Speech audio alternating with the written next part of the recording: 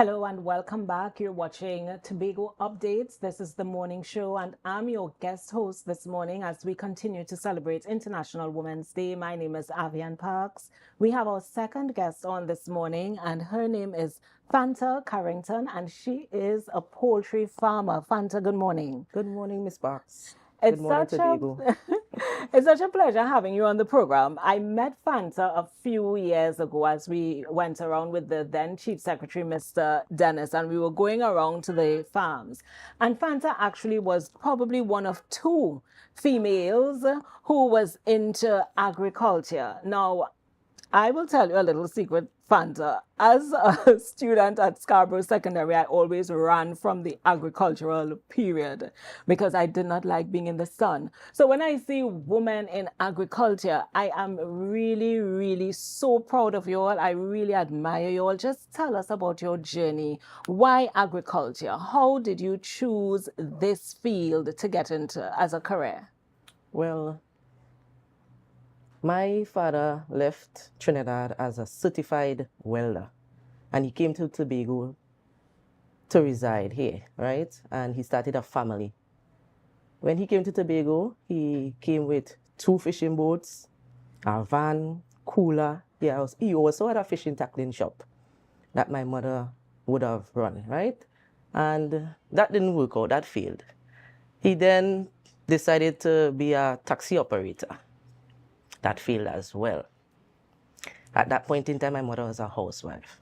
They both decided to become farmers and they pursued that, right? So because they were farming at Roxborough Estate, from time to time, especially during the holiday season from school vacation, my sister and I would be at the farm with them and we'll be involved in the farming, right? So I was exposed to agriculture from a tender age and I grew to love it. So, whilst you were doing that as a child, you said you were exposed to it from a tender age. Did you actually see yourself doing that full time? Was that an interest? Was that a desire? Well, as time go by, I decided to pursue agriculture at the tertiary level. I did a associate in applied arts degree at ECIAF in Trinidad. And then I came back to Tobago. I joined the Division of Food Security, Natural Resources, the Environment and Sustainable Development. I am employed there for the past 18 years till current. And that's my full-time job. I chose agriculture as a career. And then I decided that I'm going to also pursue it as a business. So I decided to become an entrepreneur in agriculture. So tell us a bit about your services or your products that you offer. Tell us a bit about your whole farm setup there in Canby. What can persons get from you? Well, I'll take you back a little bit. At a tender age, I would have involved myself in short-term crops, lettuce, pak choy, celery. We'd have produced them and sell them. Just stand by the side of the road and you ask people to purchase from you. And Around what age was that? primary school. Really? Primary school, secondary school. Sometimes your friends pass, they will laugh at you, but I never see that as a deterrent, And after coming back from ECIAF, working with the division, I decided to venture into rabbit farming.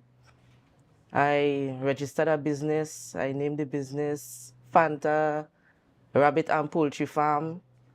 When the business grew, I decided I need a little more catchy name. My husband at the time came up with Pairs of Ears Rabbitry. Because we're seeing that Yes. on your jersey. Yes, and I was like, Pairs of Ears Rabbitry? You come up with that. He asked me to notice when you're going by the farm and the rabbits realize that you are there, how they operate. You'll always see all the ears come up like that. Right? And then the name grew on me, and I said, okay. I went ahead and I changed the name to Pairs of Ears Rabbitry. And for some reason, that didn't go as I expected it. And I decided, okay, let me try my hands at the poultry aspect. So I started off with broiler production in 2019. That went well up until last year, April. And, we had a little challenge with cold storage facility. And at that point in time, I already had 500 layers on the ground, now came into lane. And I say, here, what? I will have to do something that I am fully in control of. When the meat go to the cold storage, I have no control over it. So I decided, here, what? I'm just going to expand on the layers, and I took the production from 500 to 1,000, and right now I am expecting 500 birds again. Right. And now you're doing eggs, because I don't think when we visited the farm you were doing eggs No. at the time. So you also expanded into eggs. Yes. Have you found that profitable? Yes, it is profitable, while trying to keep the prices as low as possible so I could offer protein to the tables of many in Tobago. I try to keep the price as reasonable as possible, so I offer my eggs at $25 a dozen. Excellent. Now, Fanta, as we celebrate International Women's Day and we look at the achievements and the accomplishments, one of the things you mentioned is the fact that you have a husband, and I know you have children as well.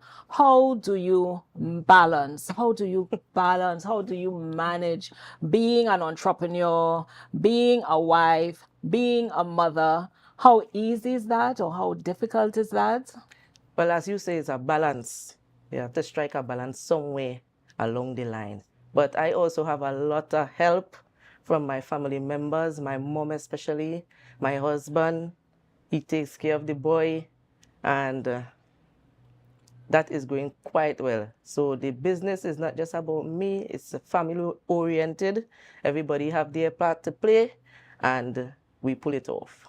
And that's one of the things I keep saying, and Dana and I were talking about it earlier. The fact that as women, can we really and truly have it all? Can we have the business? Can we have the family, the career?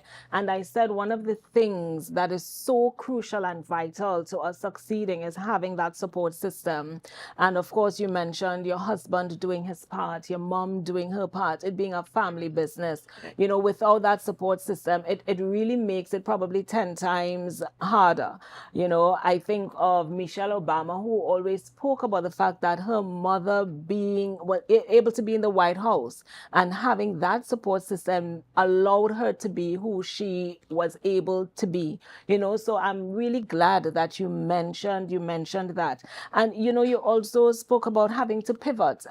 Your dad had businesses that didn't work. You had to make some changes. I mean, you still have the pairs of airs, rabbitry name, but you have pivoted. What kind of encouragement would you give to those who want to get into business, particularly agriculture? Well, one of the human basic need is that we must eat.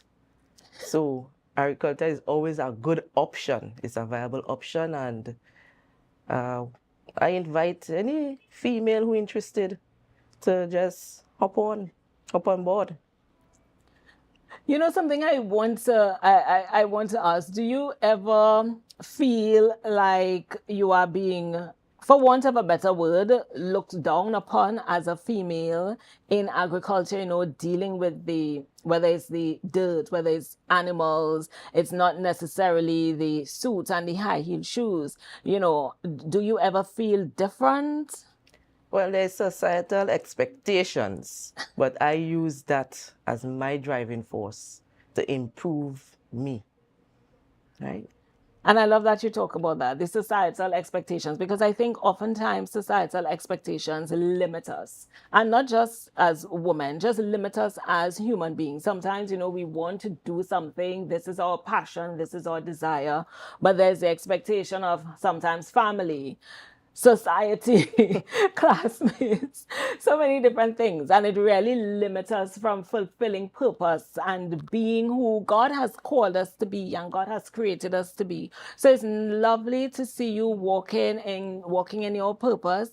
I believe this is who you were created to be, designed to be. This is the road or the path that you were designed to take, and you have done that bravely. You are doing that excellently. I certainly admire you. I love to come for my chicken. I love Fanta's chicken. I love your setup, and I must talk about that. The one of the things I admired when we visited your farm was how organized it was and how clean it was. Listen, we had to go into a solution in a crate, our A shoes, footmat. before entering into it was the cold storage area. Yeah, the So packaging area. we could not just walk off of the streets and come into her business. We had a process. How difficult is it to maintain those processes? Well, us working on the farm, we don't really go into the dip because our um, boots and clothing and so on don't really leave the farm.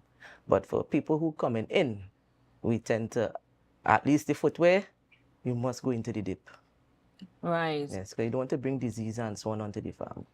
And that's the kind of care that Fanta takes. I had really laughed that time. I was shocked, to be quite honest. I was really surprised, and she really didn't care who it was.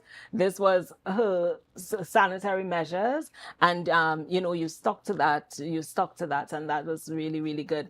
What about your children? Do you see yourself raising or encouraging your children to follow this path? Are they involved in the business like you were involved? You spoke about you and your sister being involved in your parents' business whilst you were growing up. Are you doing that same trend with your children?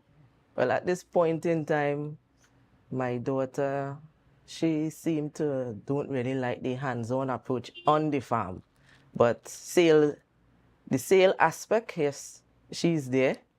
And then my little son, 2 years old, he is quite involved in all the activities on the farm. So he will help take out the waterers. That is when we used to have the bell waterers. Now we go into the cup nipples. He will take up eggs. He will help wipe eggs. Sometimes he will even package the eggs. Right, so your daughter is a businesswoman. So she will handle the funds. cash. She will handle the cash. So you see division of labor already one time. And your son is your helper. So he will definitely carry on the business. And it's so important to have our children involved, not just enjoy the rewards that come from the business, but to have them involved in the business and to have that sustainability and that legacy. So just tell us about the eggs one more time, how you sell them, where persons can get the eggs. Right, so I normally distribute eggs. I will deliver to mini marts. At current, I have Wendy's wholesalers at Bagatelle, Tobago.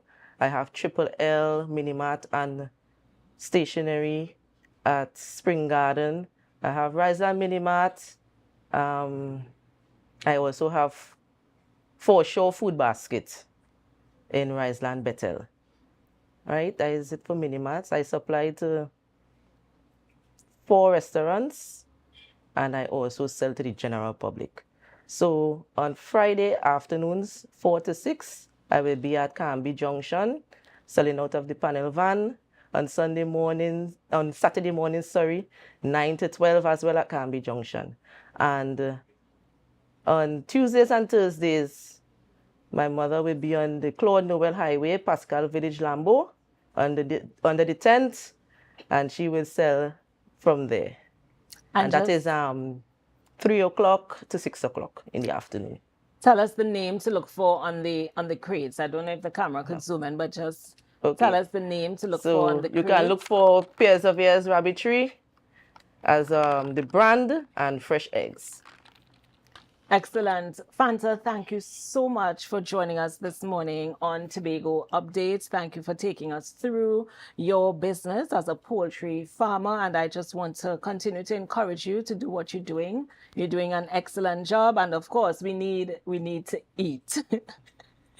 So, viewers, we have come to the end of Fanta's interview, but we did have the photo of the day. It should be coming up on screen, right? And this is my favorite village in Tobago. It's Castara Bay, and this photo was provided by Xavi Roberts. Xavi, I did not know you were such an excellent photographer. Great choice. So that's our photo of the day, and that was provided by Xavi Roberts, Castara Bay. So we go to a very short break. Don't go away. Keep your hand on the dial. We'll be right back.